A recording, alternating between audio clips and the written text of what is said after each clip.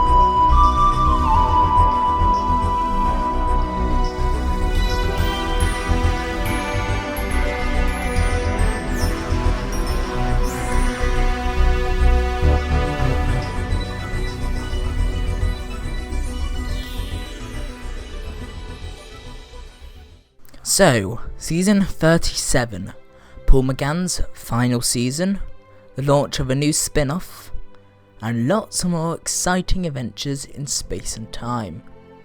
First of all, this would be Paul McGann's 5th and final season as the Doctor, and it would be Jennifer Lyon's 3rd season as Sammy. This would mark Paul McGann holding the title of joint 2nd longest reign as the Doctor with John Pertwee and Richard Griffiths. This would also be the 2nd season co-produced with Paramount Television. Finally, this series would have a new theme tune.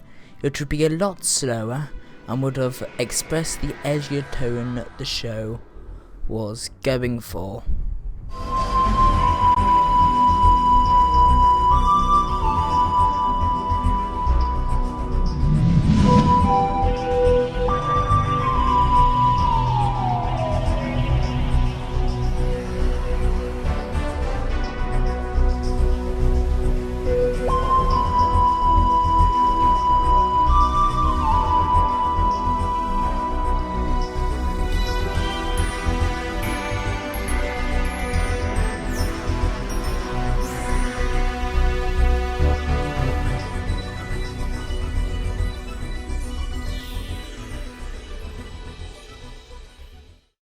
Beep, beep, beep, beep. Message has been sent throughout time and space to the Doctor. It's from a very old friend, Sarah Jane Smith. Sarah tells the Doctor that she interviewed someone who only said 4 words throughout. Where is the Doctor? Over and over again. The Doctor and Sammy go to investigate, causing the band to get back together. This story would have set up the new spin-off called Leftover. It would have featured Katie Tillinger, who was revived last season, Sarah Jane, Joe Grant, and Liz Shaw. It would be the 4 of them fighting aliens in Newcastle while also solving mysteries. It would have been a detective show but with a lot of comedy, and it would be produced by old Doctor Who producer Stephen Garwood. So, here is the title sequence.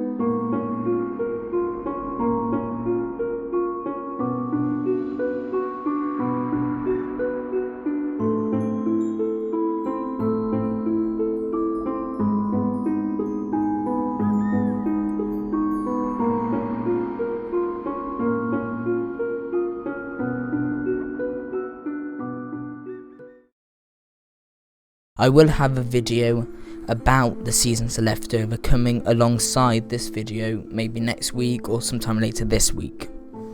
The story itself would have set up the show and given a reason to get all 4 of them back together. The villain would be very simple and be the main focus of the story, but he will have a very memorable character, which would probably return in the spin-off.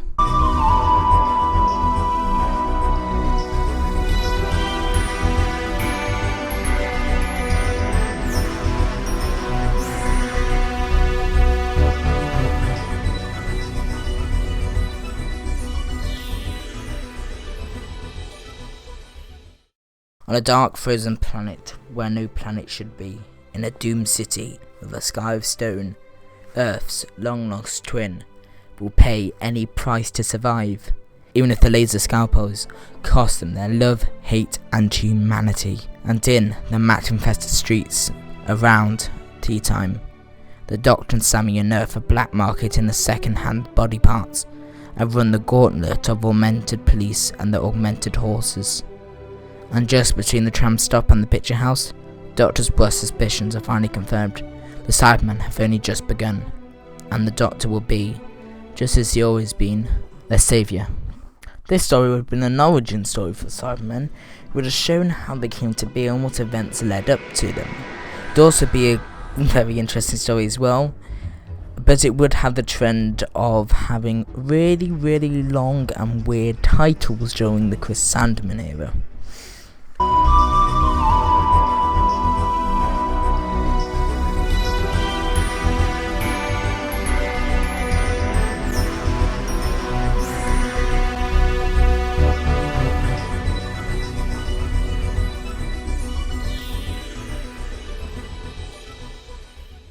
For 1,000 years the promise has never been broken. Never ever.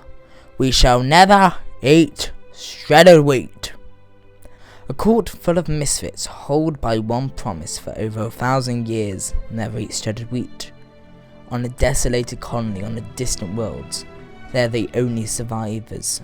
The only remnants of the previous world is a book called Never Eat Shredded Wheat. They don't know what shredded wheat is, but they will very soon.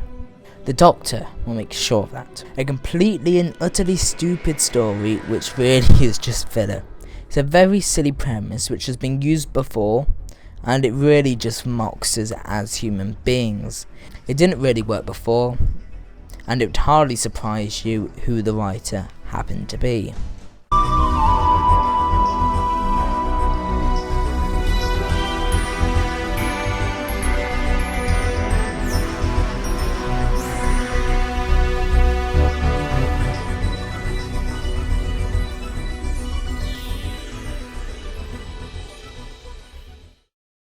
The Doctor and Sammy travelled to 16th century Japan, a country gripped by civil wars and feudal laws to vie for control. Anything could tip the balance of power. So when a god falls out the sky, everyone wants it. Villages are healed and crops grow far too fast. The Doctor and Sammy tried to find the secret of their miracles before the two rival armies can start a war over who owns the god.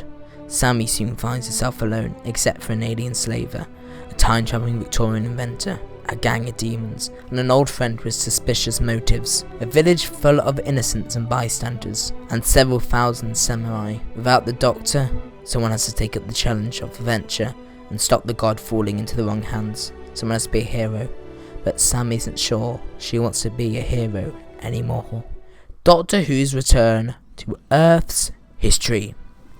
Well, I say return, as there have been a few historical stories previously, but the furthest they went back really was to the beginning of the 20th century in recent times.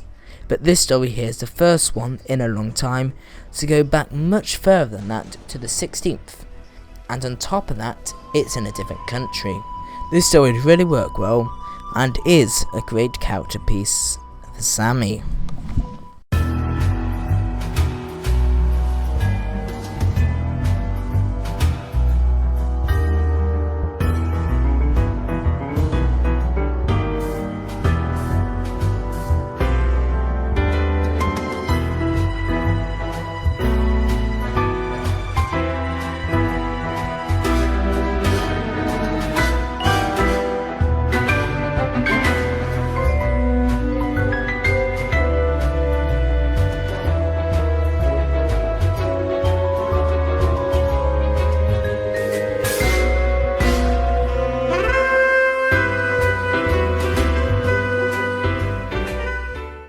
President John F. Kennedy was assassinated in Dallas, Texas on November 22nd, 1963.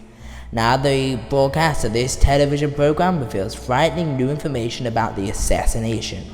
The real reason why President of the United States had to die in an incredible plan to save the man known as JFK. These stunning revelations include an ultra-secret military force disguised as a minor offshoot of the United Nations, and an international terrorist leader who has twice brought the world to the brink of nuclear conflict. For more than 3 decades, the public has been fed lies, half-truths, and misinformation. Now, despite government attempts to halt the broadcast of this, our sponsors have decided it's going to be absolutely fine. The complete shocking story can be told. Watch this before it's removed. This would have been a Doctor-liked story. It would again be historical, set in the 20th century, but it would deal with the John F. Kennedy assassination, and it would be a very different story, which would also see the return of the unit team. It does put a sneaky little reference in there to the fact that it was the day before Doctor Who first broadcast this is set.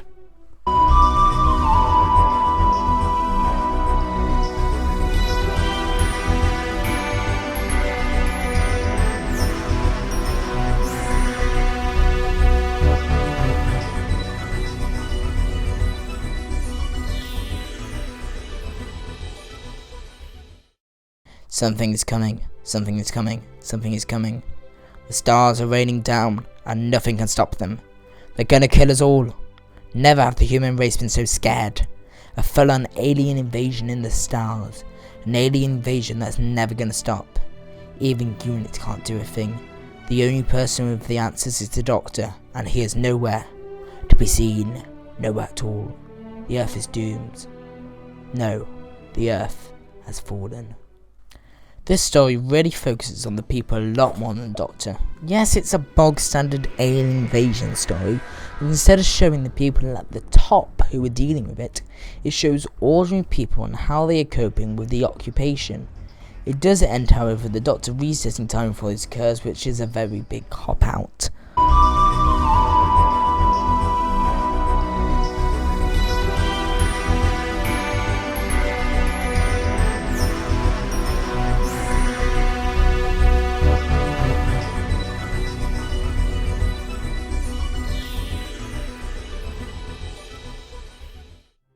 Sun Tower is gone. It was destroyed. The Rutans have the advantage, and it seems like war is coming to an end. The Centaurs must make them move, or nothing will be achieved. They will simply die out. They do the unthinkable. They ask the Doctor for help. This story features the returns of the Centaurans. It finally ends the war with the Rutans and lets us see the Centaurans in a new light. It is quite cerebral in the way as it shows some Centaurans who are suffering in the cloning process and how they suffer from the quick deaths, if they're not under the illusion of thinking it's all for honour. It deals with factions and servants who really just want to be free.